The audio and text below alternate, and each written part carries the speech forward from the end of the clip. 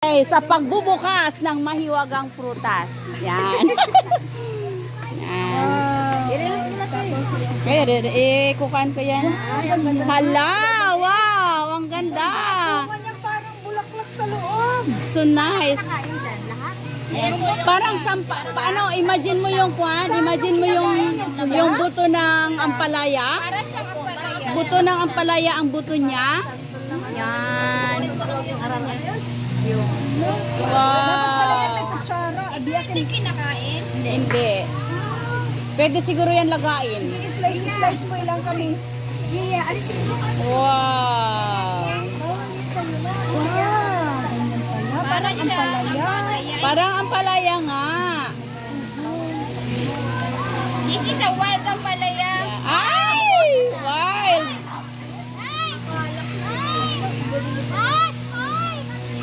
Hayaan mo na yan dyan!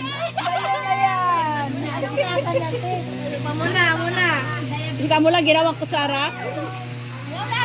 Wala daw lasa. Matabang lang niya siya. Pero habang tumatagal, magagilang naman natin sa mga ano mo. Pakamay ah. Matabang yan. Wala ko mautusan. Bikuha mo akong kutsara doon sa may lamisa ko. Malapot pero ang buto niya matigas. Pero yung lasa niya okay. Habang tumatagal, naglalinam siya.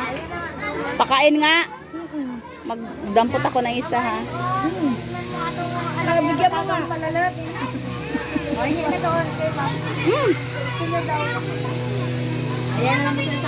Ay, pulan! Masarap siya manchil, maninamnam. Hapag Baw! wala pa, walang lasa. Pero habang kinain, ano mo, yung maninamnam. Parang buto siya ng sampalok. Ay, ano nga tawag dyan? Yes, Ampalaya. itanim na ako. Kung ano yung nakain mo, yun ang itatanim mo. Usapan? Masarap siya?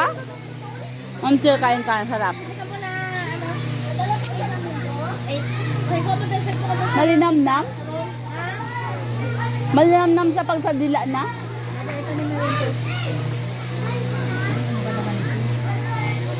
Ang pangalan nito?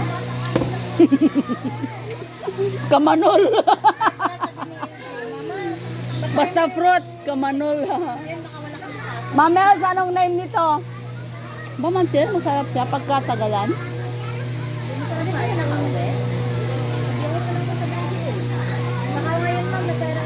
Yan, ang buto niya, black.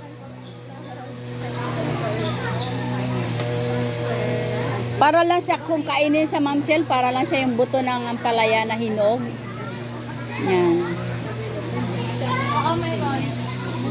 Ayan, ganda ng kulay.